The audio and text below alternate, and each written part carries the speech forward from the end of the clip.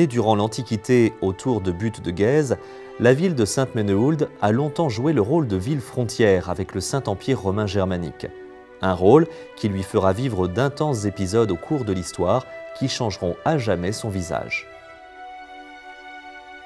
La ville était ceinturée de remparts et de portes avec des herses qui rendaient le site difficilement prenable. À partir de François Ier, la ville exerce son rôle de frontière de manière importante. Elle est toujours fidèle au roi de France, notamment lors des épisodes de la Fronde. C'est ce qu'on retrouvera d'ailleurs sur les armes de la ville.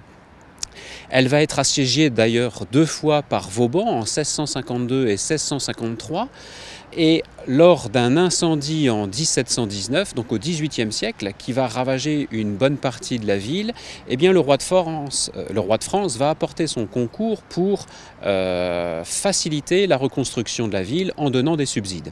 Et c'est grâce à ces subsides que vous pouvez voir aujourd'hui ce magnifique patrimoine XVIIIe siècle sur les principales places que sont la place de Guise ou la place de l'Hôtel de Ville, où vous avez donc des bâtiments à la fois publics et privés, construits selon, on va dire, un ordonnancement champenois avec une alternance à la fois de briques et de gaise, qui est un matériau local, avec des toits à la mansart.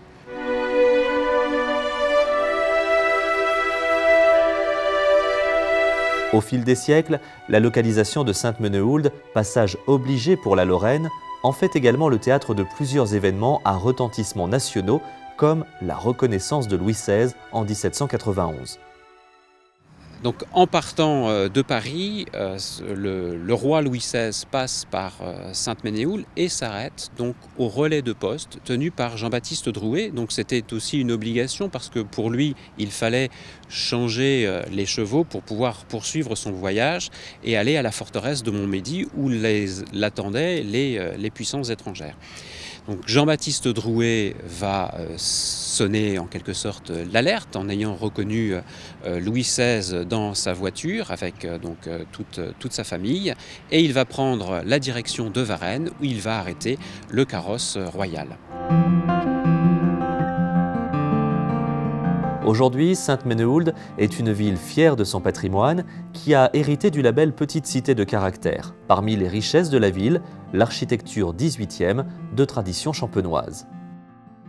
Alors, le patrimoine aujourd'hui à voir est constitué d'un ensemble urbain relativement remarquable, 18e, donc la place de l'Hôtel de Ville, où trône en quelque sorte, d'une certaine manière, même si le terme n'est pas approprié puisque c'est l'hôtel des échevins, c'est l'Hôtel de Ville, qui a été construit en 1730.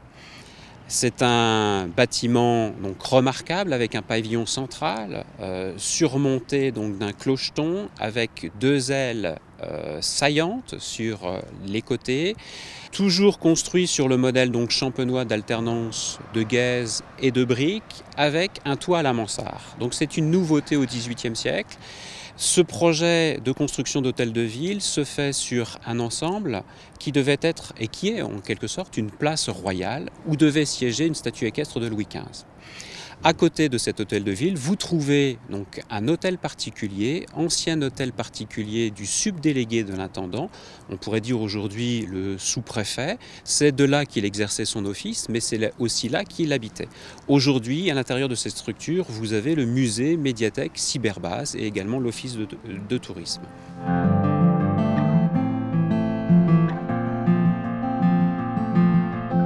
Autre richesse de la ville de Sainte-Menehould, son patrimoine naturel, qui l'a poussé à créer un nouveau parcours touristique mêlant architecture, paysage et loisirs, c'est l'Allée des Couleurs. Il y a ce que l'on appelle sur la ville de Sainte-Menehould un parcours touristique que l'on appelle l'Allée des Couleurs, qui va rassembler un ensemble de structures qui commence par le centre d'interprétation de la bataille de Valmy, mais que l'on peut poursuivre par le musée médiathèque, par des parcours urbains et notamment une promenade le long des anciens fossés Mondeau, donc les anciens remparts de la ville qui la ceinturaient jusqu'au XVIIIe siècle. Et de là, vous pouvez embrasser en quelque sorte la diversité des paysages, à la fois les paysages de pâturage mais aussi les paysages céréaliers, puisqu'on est ici aux confins de 2 types de paysages et également un paysage forestier. Vous pouvez poursuivre votre promenade alors pédestre, à la fois sur l'allée des couleurs, dans les espaces naturels et poursuivre par la forêt, mais également pour ceux qui ont une vocation peut-être plus sportive, vous avez une base kayak qui vous permet de faire un tour donc sur l'Aisne. Vous avez également des bateaux à pédales qui vous permettent de faire un parcours et une découverte patrimoniale de la ville de manière différente, parce que l'Aisne ceinture complètement le cœur de ville 18e. Et puis vous pouvez poursuivre votre parcours sportif en quelque sorte par la piscine, le centre aquatique et de remise en forme, où vous avez aussi des bassins ludiques mais de natation, hammam, sauna. Et ensuite nous avons un parc d'acrobranche que l'on appelle Couleur Aventure, qui vous permet donc de profiter de la forêt différemment, mais aussi de faire du paintball. Et bientôt va s'ouvrir une station trail. Et si nous partions nous aussi sur l'allée des couleurs, direction le musée d'art et d'histoire de Sainte-Menehould.